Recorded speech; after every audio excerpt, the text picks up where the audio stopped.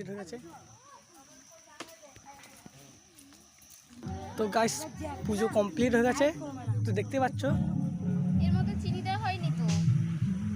তো গাইস আমাদের পুজো কমপ্লিট হয়ে গেছে, দেখতে পাচ্ছ। দেখতে পাচ্ছ কিছু রান্না হচ্ছে, দেখতে পাচ্ছ।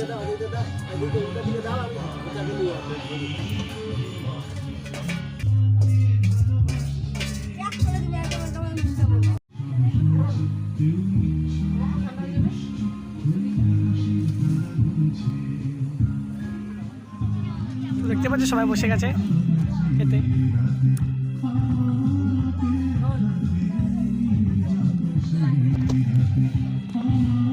আমাদের স্পেশাল গেস্ট দেখো গালা দিয়ে বসে পড়েছে, আর এখানে সুন্দর